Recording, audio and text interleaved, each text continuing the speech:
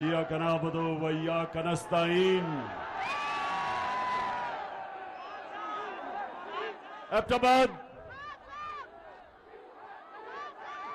एबटाबाद इस शानदार और जुनूनी इस्तकबाल का दिल से आपका शुक्रिया अदा करता हूं। बहुत बहुत शुक्रिया। मैं आज आपके पास किसी मकसद से आया हूं। नौजवानों, डीजल और पेट्रोल की अभी बाद में बात करता हूं। पहले जिस मकसद से मैं आपके पास आया हूं, आपने थोड़ा सा सब्र करके मेरी बात सुनिए। मैं आज एबटाबाद में अपनी बहनों को खास तौर पे खराज तहसीन पेश करता हूं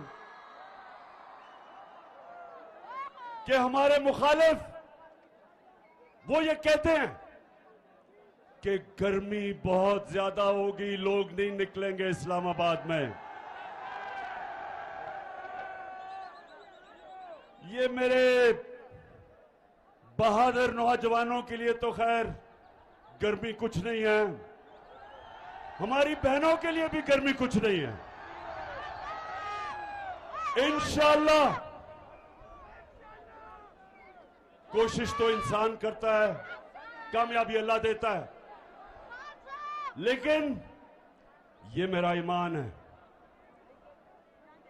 कि 20 तारीख के बाद जब मैं इस्लामाबाद की अपनी कौम को कॉल दूंगा, ये मेरा ईमान है कि जितने मर्जी भी ये कंटेनर खड़े कर दें, 20 लाख लोग से ज्यादा इस्लामाबाद आएंगे इंशाअल्लाह। एबटाबाद जरा फिर से, क्योंकि ये सारे डर डर के इस जलसे को देख रहे होंगे,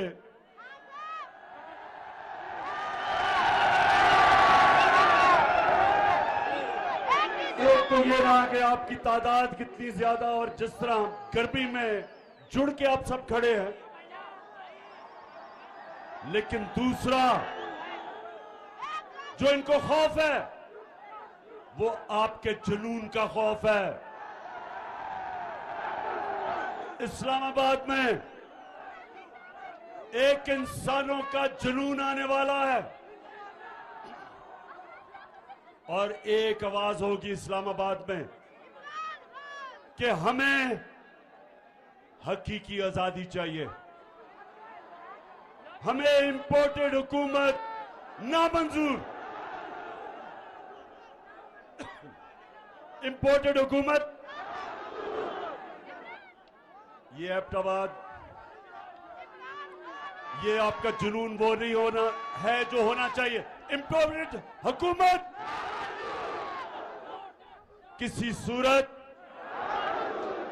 ये कौम इन डाकुओं की जो अमेरिका से साजिश करके हमारे पे बैठे हैं, कभी पाकिस्तान कौम इनको कभी भी तस्लीम नहीं करेगी।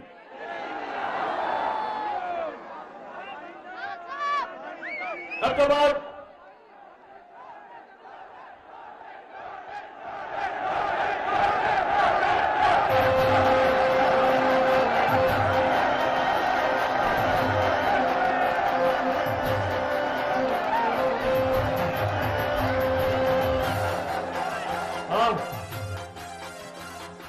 लोटे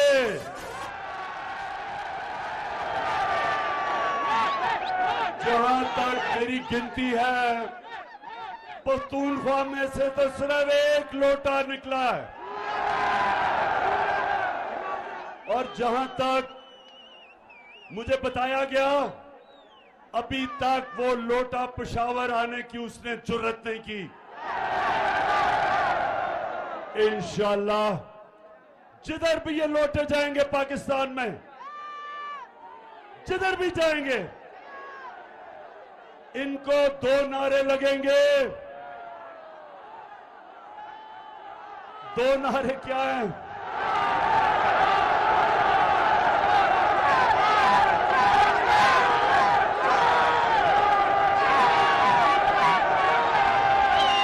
एक लोगों को नारा लगेगा ज़मीर फरोश चोर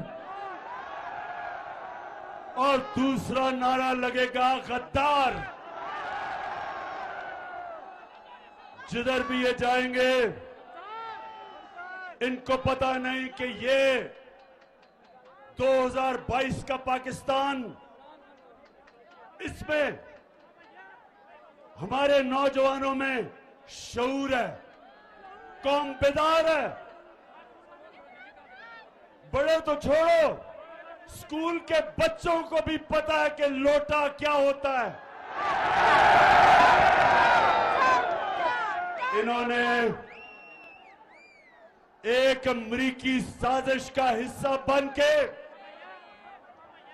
अमरीकी साजिश का हिस्सा बनके एक 22 करोड़ पाकिस्तानियों की मुंतखब हुकूमत को साजिश के तहत हटाया और इनके साथ शामिल थे यहां के मीर जाफर और मीर सादिक। नौजवानों, ये कौन थे मीर जाफर और मीर सादिक? जिनको नहीं पता मैं फिर से बता दूं, मीर जाफर जो मुसलमानों का, मुगलों का गवर्नर सिराजुद्दौला था, उसका सिपहसालार था, कमांडर इन चीफ था।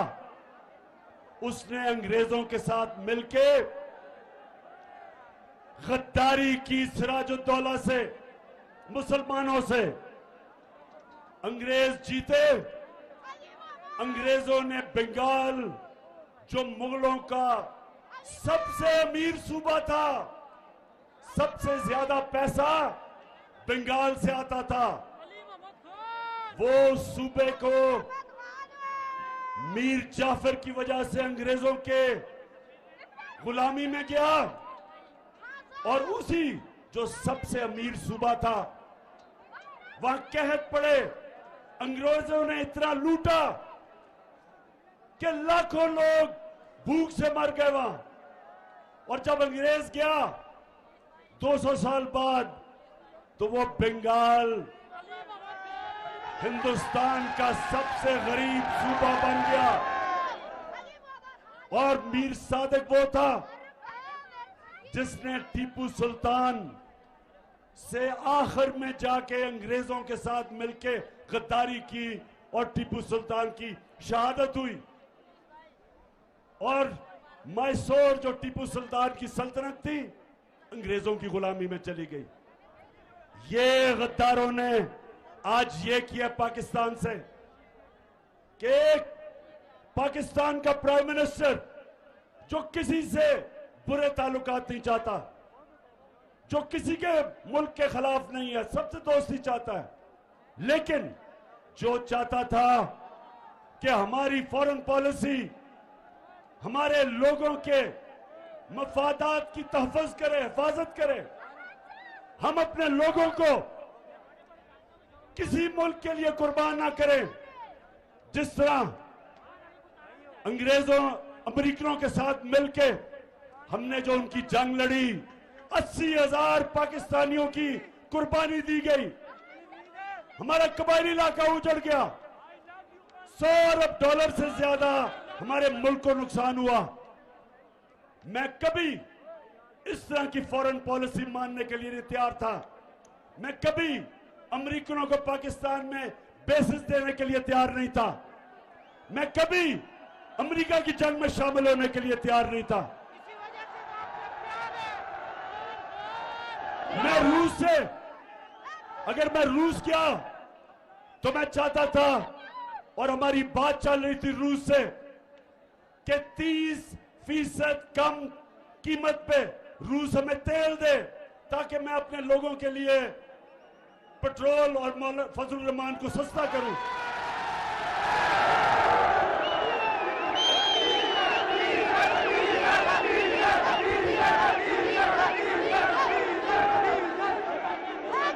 और उसके अलावा 20 लाख टन गंदम जो हमने खरीदनी है, रूस से हमें 30% कम कीमत पे मिल रही थी। तो मेरा मकसद तो मेरी कौम है। मैं क्यों अपनी कौम के मुफादात को अमेरिका के लिए कुर्बान करूं?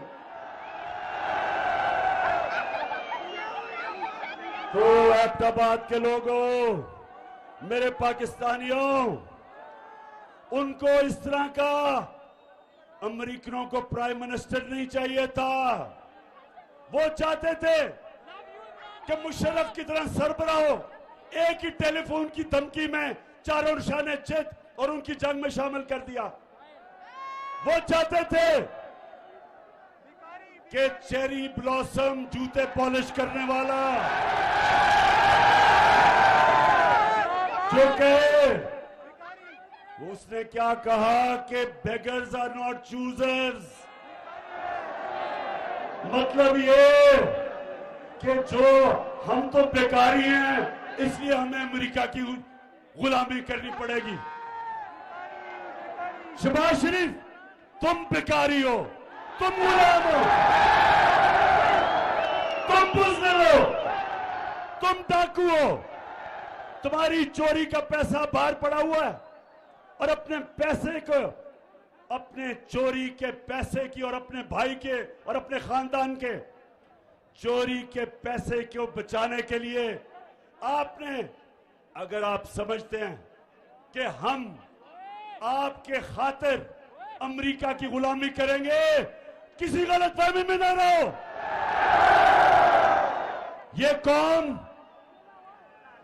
कौम नौजवानों याद कराओ, ये कौम जब बनने लगी थी, तहरीक पाकिस्तान था, तो वो कौन सा नारा था कि पाकिस्तान का मतलब क्या? ये उस नारे पे बनी है cherry blossom boot polish Shahbaz Sharif. ये अल्लाह के सामने दावा कर बैठी है। जब वो कलमा पढ़ती है एक मुसलमान कौम, तो वो अल्लाह के सामने गवाही देती है कि अल्लाह, तेरे सामने हम किसी के सामने नहीं झुकेंगे, क्योंकि वो शिर्क है, वो गुनाह है। हम अपने अल्लाह, हम सिर्फ अल्लाह की इबादत करते हैं और उससे मदद मांगते हैं। हम ना किसी सुपर पावर को मांगते हैं। हमारा जो लीडर दुनिया की तारीख का सबसे अजीम लीडर ना आया है, उससे पहले ना आ सकता है, हमारे नबी सल्लल्लाहु अलैहि वसल्लम। हम तो उनकी उम्मत हैं, हम तो उनकी उम्मत हैं। और उन्होंने ये कहा था कि इस्लाम मुसलमानों को गैरत देता है, ला इलाहा इल्लल्लाह इंसान को गैरत देता है। हम किसी के जूते पॉलिश करने वाले नहीं हैं। और इंशाअल्लाह इस्लामाबाद में 20 के बाद जब मैं कॉल दूंगा, तो सारी कौम इस्लामाबाद पहुंच के एक पैगाम देगी, एक ही पैगाम देगी, एक ही पैगाम देगी कि इंपोर्टेड हुकूमत नामंजूर।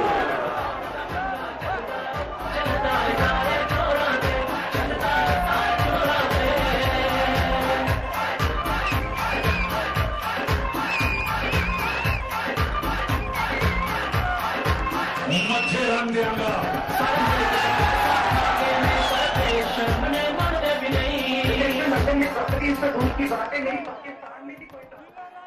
हाँ, कहती मोहतरमा फरमाती है कि लंदन तो छोड़ो, पाकिस्तान में भी कोई प्रॉपर्टी नहीं है। मैंने वैसे जो शरीफ खानदान ने झूठ बोले हैं मैंने कभी किसी को ऐसे झूठ बोलते नहीं देखा। तो अच्छा, अब नौजवानों, बाशऊर नौजवानों, दिलेर नौजवानों और मेरी बहनों, सुनो जरा। मैं आज अपने मीडिया से एक सवाल पूछता हूं। ये जब से इंपोर्टेड हुकूमत आई है, सारी चीजों की कीमतें ऊपर चली गई है। तो मैं अपने मीडिया से पूछता हूं कि कितनी दफा आप माइक लेके दुकानों में और बाजारों में जाके पूछा कि महंगाई है या नहीं है। हमारी बारी तो 4 रुपए टमाटर पड़ते था तो सारे बाजारों में फिरने शुरू हो जाते थे कि जी किधर है नया पाकिस्तान। तो मैं चाहता हूं कि हमारा मीडिया हमारे से जो कर गया, और ठीक है मीडिया को करना चाहिए, मीडिया का काम है तनकीद करना, लेकिन ये जो अब इंपोर्टेड हुकूमत आई है, अब तो मुझे माइक नहीं नजर आ रहा कहीं जाते हुए। अब तो मीडिया के मेरे बड़े बड़े जबरदस्त मीडिया के हमारे लोग हैं। तो मैं जरा आज आपसे दरख्वास्त करता हूं कि खुदा के वास्ते जरा माइक लेके दुकानों में तो जाएं, बाजारों में जाएं, नौजवानों के पास जाएं। घी की कीमत पूछ लें कि घी कितना है, पूछे तो सही कीमतें किधर गई हैं, बिजली कितनी है, और अभी डीजल और पेट्रोल कितना है, पूछे तो सही लोगों से।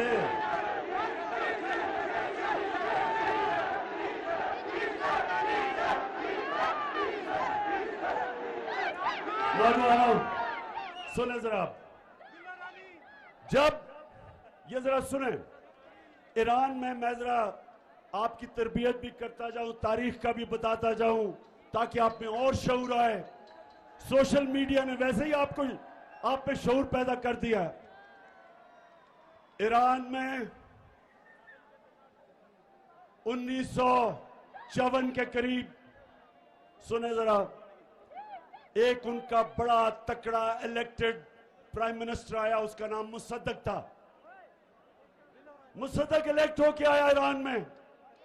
उसे पता चला कि ईरान का जो तेल है, वो सारा तेल जो ईरान से निकलता है, उसका सारा पैसा अमेरिकन और बरतानियों की तेल की कंपनीज वो सारी पैसा बना रही हैं, और ईरान के लोगों को मिल कुछ नहीं रहा। क्योंकि वो अवामी प्राइम मिनिस्टर था, उसने फैसला किया कि ये जो तेल ईरान से निकाल रही हैं, उनको वो नेशनलाइज करेगा, ताकि पैसा नफा ईरान के लोगों को मिले, बजाय बरतानिया और अमेरिकन कंपनीज। अमेरिका की CIA ने, और ये सब अब ये सारी चीजें अवेलेबल हैं, ये आप क्योंकि ये रिकॉर्ड्स डिक्लासिफाई हो गए, आप सबको मिल सकते हैं। हुआ क्या, अमेरिका ने फैसला किया कि इसको कराना चाहिए, रजीम चेंज करनी चाहिए। उन्होंने सबसे पहले चीज क्या की, उन्होंने मीडिया के ऊपर पैसा खिलाया, मीडिया को पैसा दिया कि टमाटर महंगे हो गए, प्याज महंगे हो गए। उसके खिलाफ, मुसद्दक के खिलाफ, पब्लिक को उसके खिलाफ करने के लिए मीडिया को उठाया। फिर उसके अंदर, उसकी पार्टी के अंदर जो सियासतदान थे, उनको लोटा बनाने की कोशिश की, पैसा चलाया। और फिर उन्होंने जो ऑपोजिशन पार्टीज थी, उन ऑपोजिशन पार्टीज को कहा कि इनके खिलाफ मुजाहरे करो। आपने देखा ही होगा, कभी डीजल कह रहे लॉन्ग मार्च करूंगा, और कभी ना बिलावल कह रहे मैं लॉन्ग मार्च करूंगा, कभी सारी 11 की 11 पार्टीज मीनारे पाकिस्तान में निकली इमरान खान को गिराने के लिए, ये ईरान में भी यही हुआ और आखिर में फिर साजिश के बाद मुदाखलत हुई और प्राइम मिनिस्टर मुसद्दक को हटाया गया। यही पाकिस्तान में जो मीडिया के ऊपर पैसा चला है, किन किन के ऊपर पैसा चला है, आपको सबको पता चल जाना चाहिए कि वो आज टमाटर और प्याज की बातें नहीं कर रहे, वो आज बिजली की कीमत जो बढ़ी है बातें नहीं कर रहे, वो आज ये नहीं बता रहे कि ये जनाब एक आदमी जिसको इन्होंने प्राइम मिनिस्टर बनाया है और जिसके बेटे को चीफ मिनिस्टर बनाया है, ये कोई बात नहीं कर रहा कि इनके ऊपर फैमिली पे 40 अरब रुपए के करप्शन के केस हैं।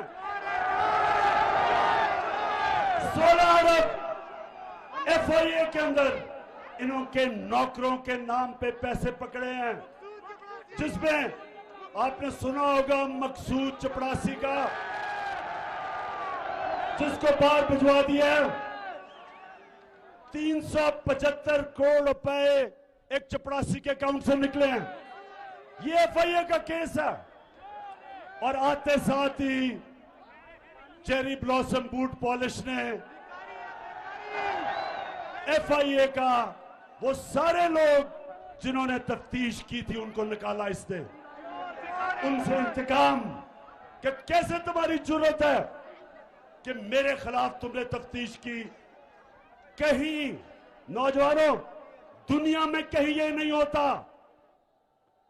मैं अपनी अदलिया से पूछता हूं कि मैं बड़े अदब से पूछता हूं कि इतवार को तो आपने सो मोटा एक्शन ले लिया, आपने रात के 12 बजे अदालतें खोल ली, लेकिन ये जो आपके सामने हो रहा है किसी जमहूरियत में यह हो सकता है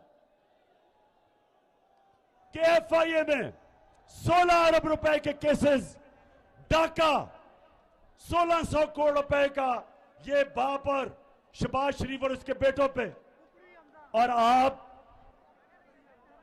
इसमें कुछ नहीं कर रहे। मुल्क का 1600 करोड़ रुपया चोरी हो और ऊपर वो बिठा दें, बिल्ले को बिठा दें दूध की हिफाजत करने के लिए। कौन सी जमहूरियत में ये होता है? और मैं आज नौजवानों ये सुन लें, मेरे नबी सल्लल्लाहु अलैहि वसल्लम ने आज से 1500 साल पहले तकरीबन कहा कि कौम तबाह कब होती है? जब छोटे चोरों को आप जेलों में डालते हैं और बड़े डाकुओं को आपका इंसाफ का निजाम नहीं पकड़ सकता, वो कौम तबाह हो जाती है।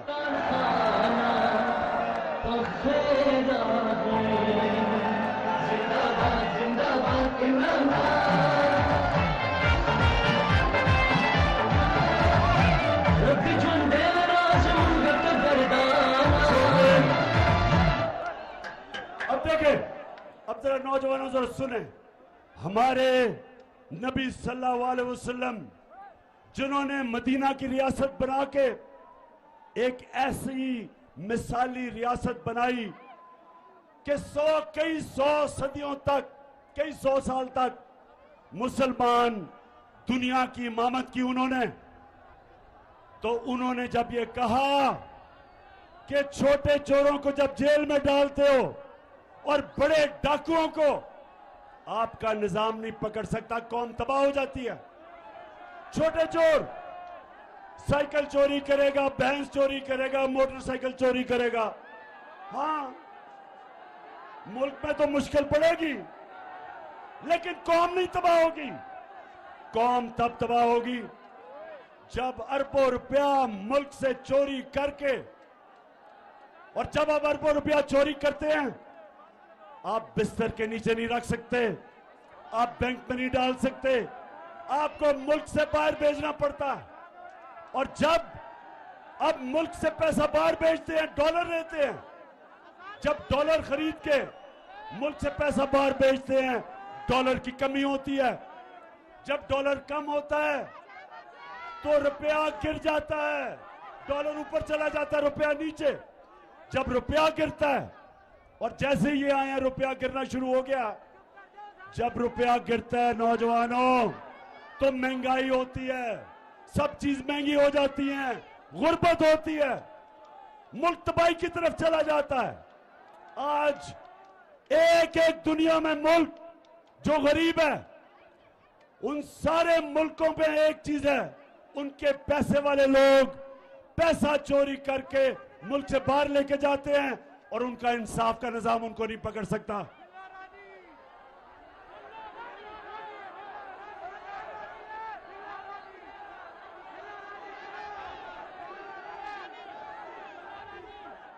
किसने कहा था कि अजान बज रहा है? अजान के 2 मिनट सांस ले लो। अभी मैंने आपसे और आखिर में 2-3 बड़ी जरूरी बातें करनी है। मैंने आप सबको तैयार करना है इस्लामाबाद के लिए, और इसमें हमारे खानदान भी आएंगे, फैमिलीज आएंगी, सबसे ज्यादा मेरे दिलेर नौजवान आएंगे। और पख्तूनख्वा, क्योंकि आप इस्लामाबाद के सबसे करीब हैं, तो मुझे सबसे ज्यादा मैं पख्तूनख्वा के लोगों को वहां देखना चाहता हूं। और मेरे लिए नहीं आना आपने अपनी हकीकी आजादी की जंग लड़ने आना है। आपने कायदे आजम का पाकिस्तान बनाने आना है। होगी आजान? अच्छा जी नौजवानों, सुनो जरा मेरी बात। अब मैं अपनी बात की खत्म करने की तरफ जा रहा हूं। देखें, हमारा मुल्क बना था, एक बड़ा ख्वाब था कि हमने, जो इल्लामा इकबाल ने कहा कि हमने किसको मिसाल बनाना था, इस्लामी रियासत जो मदीना की रियासत के तर्ज पे, उन असूलों पे खड़ा होना था। इसलिए अगर हम ये इंपोर्टेड हुकूमत, ये करप्ट लोग, ये डाकू, ये जिस तरह वो इंटीरियर मिनिस्टर कातिल, अगर हमने इनको तस्लीम कर लिया, ये हम पाकिस्तान की ख्वाब से सबसे बड़ा धोखा करेंगे। इसलिए आप जब इस्लामाबाद आएंगे तो हमने फैसला करेंगे, हम सारी कौम को बताएंगे कि हमें आजादी चाहिए, गुलामी नामंजूर। हमें राय हक चाहिए। हम अमर बिल मारूफ पे चलने वाले हैं। हमें अल्लाह का हुक्म है, एबटाबाद हमें अल्लाह ने हुक्म दिया है कि अच्छाई के साथ खड़े हो, अमर बिल मारूफ व नही अनिल मुनकर, बुराई के खिलाफ अच्छाई के साथ। जो मैं बार बार कहता हूं,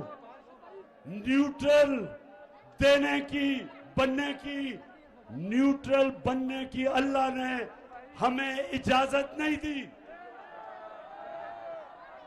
हम अच्छाई का साथ दें, राय हक पे चले, इंसाफ के लिए खड़े हों, लेकिन अल्लाह ने हमें ये इजाजत नहीं दी कि मैं कहूं ना मैं तीतर हूं ना मैं बटेर हूं, मैं तो न्यूट्रल हूं। मैं बार बार कहता हूं, न्यूट्रल सिर्फ जानवर होते हैं। इंसान को तो अल्लाह को जवाब देना होता है। उसने तो दुनिया में भेजा है और उसने आपको कहा है कि आखिरत में मैं तुम्हारे से जवाब लूंगा। क्या तुम राय हक पे चले? क्या तुम इंसाफ के साथ खड़े हुए? क्या तुमने जुल्म का मुकाबला किया? क्या तुमने नाइंसाफी के खिलाफ जिहाद की? क्या तुमने अपनी आजादी के लिए, क्योंकि अल्लाह ने तो आपको ला इलाहा इल्लल्लाह के बाद आजाद कर दिया, क्या आपने एक इंपोर्टेड हुकूमत के खिलाफ जदोजहद की? पूछेगा अल्लाह आपसे। आप ये नहीं कह सकेंगे नहीं जी मैं तो न्यूट्रल हूं। आपको उसने ये इजाजत नहीं दी। जानवरों को आप देखते हैं प्रोग्राम्स में, बड़ा शेर आके किसी हिरन या किसी जानवर को पकड़ लेता है, कोई उसको बचाने नहीं आता क्योंकि वो न्यूट्रल है सारे। इंसान को उसने इजाजत नहीं दी। इंसान को उसने कहा है आप जालिम के खिलाफ खड़े हो, मजलूम के साथ खड़े हो, आप सच के साथ खड़े हो, झूठ के खिलाफ खड़े हो, आप अच्छाई के साथ खड़े हो और बुराई के खिलाफ जहाद करें। आप कभी भी जब आप तस्लीम करेंगे कि 60% कैबिनेट जमानत पे है, प्राइम मिनिस्टर जमानत पे है, चीफ मिनिस्टर पंजाब जमानत पे है, बाप बेटे के अलावा नून लीग को कोई मिलता नहीं है, उधर आसिफ जरदारी जमानत में है, उसकी राना सनाउल्लाह जमानत पे है। तो ये जब जिस मुल्क के ऊपर चोर डाकू कातिल ऊपर बैठ जाए, नौजवानों उस मुल्क का कोई मुस्तकबिल नहीं है और हम सब पे फर्ज हो जाता है कि हम इस जुल्म और नाइंसाफी के खिलाफ खड़े हो। तो मेरी सारी आपको आज पैगाम एक ही है, तैयारी करें। 20 तारीख के बाद जब भी मैं आपको कॉल दूं, हाथ खड़ा करके बताएं कि आप तैयार होंगे उसके लिए। जो वहां नहीं पहुंच सकते वो एबटाबाद में निकलें, लेकिन निकलें सब। आप सब निकल के बताएं, अमेरिका को भी पैगाम जाए कि ये गुलाम कौम नहीं, ये आजाद कौम है और हम चेरी ब्लॉसम को बिल्कुल तस्लीम नहीं करेंगे। और ये जो इसने आके कहा कि मैं अपने कपड़े भी उतार दूंगा आटा सस्ता करने के लिए, खुदा के वास्ते शहबाज शरीफ ये ड्रामे खत्म करो।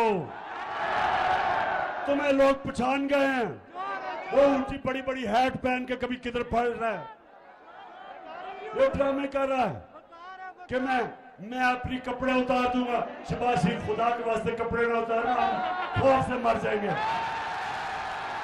सिर्फ एक काम कर दो, वो जो तुमने और तुम्हारे भाई ने और तुम्हारे दामाद ने और तुम्हारे बेटों ने और नवाज शरीफ के बेटों ने और इसहाक डार और उसके बेटों ने जो तुमने पैसा चोरी करके बाहर लेके गए हो, बस वो आधा ही पैसा ले आओ, हम गंदम की कीमत खुद ही नीचे कर देंगे।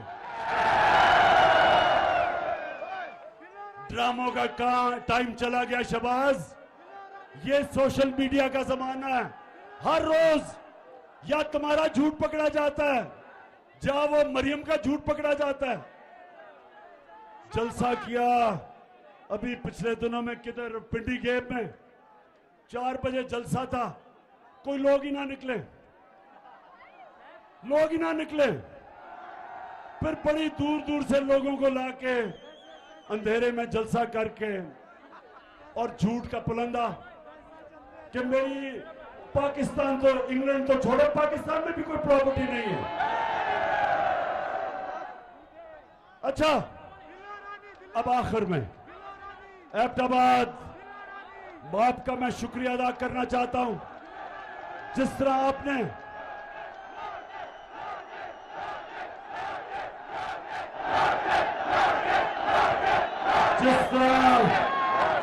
हमें इलेक्शन जताई, शिकस्त दी, कहते थे कि नून लीग का गढ़ है। नून लीग, ये आज मेरी बात सुन लो, इलेक्शन से ना भागो।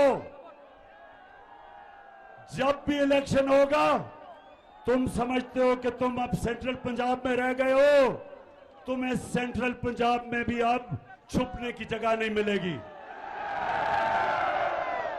क्योंकि इस पंजाब के, पाकिस्तान के लोग गैरतमंद लोग हैं। हमारे लोग गैरतमंद हैं। हम बूट पॉलिशरों को साथ नहीं चलते, हम अमेरिका के गुलामों के साथ नहीं चलते, हम डाकुओं के साथ नहीं चलते। ये कौम अब तैयार है। 75 साल के बाद मेरी कौम तैयार है उस पाकिस्तान की तरफ जाने के लिए जो हमें कायदे आजम, जिस पाकिस्तान के लिए उन्होंने अपनी जान कुर्बान की, उस पाकिस्तान के लिए हम तैयार हैं। और इंशाअल्लाह जब हम इस्लामाबाद पहुंचेंगे, जब इस्लामाबाद में 20 लाख लोग पहुंचेंगे, तो वो पाकिस्तान हम सबको नजर आना शुरू हो जाएगा। पाकिस्तान जिंदाबाद।